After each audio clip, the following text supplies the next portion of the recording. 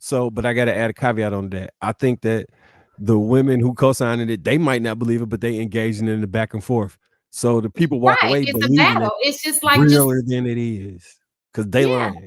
And don't get it twisted. There are some women who think just like that person, you know? So some of them legit feel that way. Now, are they the majority? No. We keep giving these minorities a majority voice. Like we keep letting them speak like they're the majority, and they are not the majority. They may be the most popular, but that does not mean you're the majority. You're not. Everybody don't have time to sit there on their cell phone and vent to the world. People who don't have jobs do. They got time. A lot of time, obviously. Mhm. Did you see the Wednesday show? Mm-mm. AP, you there? What's the AP, Wednesday show? Agent AP. Bruh. I'm gonna go and watch it now. Give me a second. I'm having a conversation, but oh yeah, we'll touch on it. I hear you, Marcus. Yeah, he put me on to it. I was like, let me see I what the. gotta watch it to What, see Oh, what what, is this the one of these Wednesday shows. show? huh? What is I think it was Zaza's group chat or something. Mm, Did y'all mm, see it?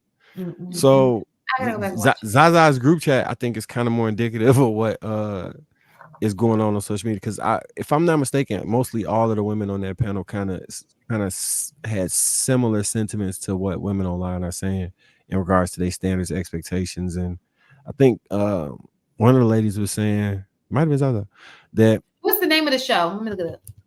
Zaza's group chat on Oh, Zaza.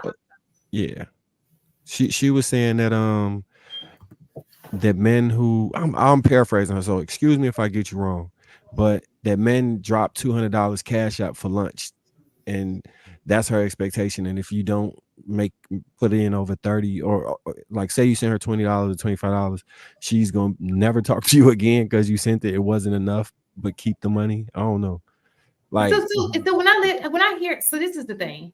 When I hear women talk like this, I look at it as a consequence of the game, right? I that's know true. what you want. I'm gonna play that game with you. You want this vagina, you're gonna pay for this vagina in an indirect way. We're not gonna call it prostitution, but you got something I want, I'm gonna give you what you want, right? Because in the saying, I'd rather cry in a Bentley than in And the on hoop. the So street in so a hoopty, you know, because at the end of the day, they both gonna end in heartbreak, right? You feel better crying knowing you got something out the deal than he just took your pussy. so Let's so be honest. And I don't mean to say it like that, but I'm just, you know. And so when these women sit here saying, "Oh, he's got a wine and dine me," that ain't talking about no husband. They're not looking for husband. They know the game at this point. Like, okay. because if I'm dating intentionally and I like the guy, you think I care if he takes me to a fat 5-star restaurant? Like, if I like the guy, no, don't So now care. so now you see why the guys move the way they move. But No. Do you see why the women move the way that they move? But no, who moving no, Kind no, of like no. what Listen. you said though, it is about intention.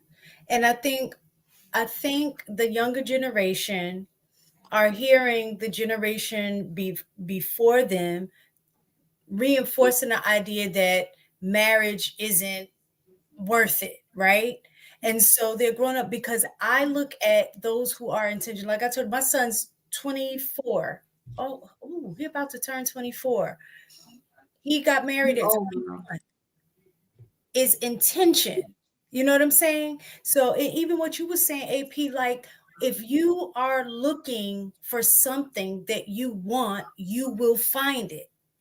So I think a lot of what is going on is that one, women's eye is off the ball, meaning that if they say that they want to get married, I don't think their intentions of marriage are necessarily lining up with how they're moving, right? And then on the men's end, I think a lot of men may not have the intention on getting married because the needs are being met without having to have that commitment. So on both sides, that's why we keep ending up in a space that that they're in. Marriage is pointless, right? I mean, that's the conclusion you come to at that point. Ooh, man, So I really like this mistaken. So in backing off what Mistaken just said, why wouldn't she? If marriage is off the table, what else is she gaining from that experience besides that $200, whatever it is that she had? What is she? What does she stand to get out of this relationship, knowing that marriage? If she knows marriage is off the table, Yeah, if that's we why know women want security, right? She's not gonna get no security. She knows that. So what else is she getting out of that experience? So this is why I wanted to give context. So for that show Wednesday, she was seeing apparently 2 or 3 guys. She actually wants to get married, but she was seeing 2 or 3 guys. She wanted lunch. The guy gave, and she wanted a salad. The guy sent her $15 for a salad. She actually sent the money back and stopped talking to the guy. I saw that trending. Like she legit said she sent the money back and she stopped talking to the guy because her salads, nothing she's gonna consume basically is gonna be cheap. And basically, I don't know what one of the ladies' professions were, but a lot. I'm just saying. No, you can go. No, it's not. You can go to the store and get you some snacks, some greens. No, my super chat, I actually super chatted $42.08 for 6 salads at Wendy's, and I even told them where to go get the salads because some of those salads are fire. Anyway, you'd have to see the context of it. But anyway, she 5 of the girls are apparently pretty successful women. The main one, she was like she can't seem to find a faithful guy that makes more than her, and she has an issue with that. Well, shit. I mean, truth is, if you're making over 120 G's, which in today's society really actually isn't that much, but if you're making over 120 G's, how many men are making over that? And the ones that are making over that, you think your 31-year-old womb is the only option they got? Like let's keep it a buck. So for a guy to actually say, "Hey, baby, I got you," and send you $15 for a salad, and you send it back, you could be missing your blessing, boo boo. Because he didn't have to send that. Nope. So shout out to those lovely ladies. No, it was honestly, it was a very entertaining conversation. 2 of them had dads in their lives. One of the 2 was she was the odd one out, if I can say it that way. The rest of it seemed like they needed a real man in their life when they were younger, and they've run into a whole bunch of problems since. And that's my takeaway. That's part of the thesis that I gave when we first started the show. I will say, shout out to her for sending it back, because neither one of them got what they really wanted out of that situation. Because some women would have kept it and then cut him off, right? So at least she had the decency to give him his money back, and he didn't feel cheated. I gotta go rewatch it because I swore somebody said they wasn't sending the money back and it was just go keep it in that. I think that was the girl on the top right. Wow. But this shit it was crazy. I sat there and actually watched that whole show because it was thoroughly entertaining. Everybody in the chat, check out Lapeef on Wednesday nights. Yo, you will at minimum be entertained for real, for real.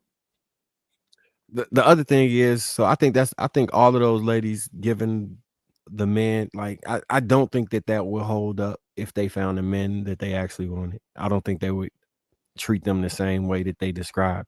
I think sometimes we don't realize how we talk about the other sex and how that can like detour the people that you like from actually speaking to you. Maybe we could be more conscious of that moving forward, because I said this before, but you don't realize how the people that you may want exist, and you push them away before they even get to know you by the way you interact with the world. Like, if you're looking for an extremely nice man and you're upset that all men are acting like assholes, so you're just mean in general, it's a good chance that that extremely nice man will be pushed away. And if you're looking for an extremely kind and caring woman, and you just treating women like hoes and running through them and like shut up bitch and doing all that type of stuff, it's a good chance that you'll push that woman away before you get to know her. We got to be like real cognizant of how we move through this world, because people, I always say the best way to see somebody is when you don't look at them. And I think there are other people who subscribe to that, where you'll observe somebody without them knowing you're observing them, and then either write them off or write them in based off of that observance.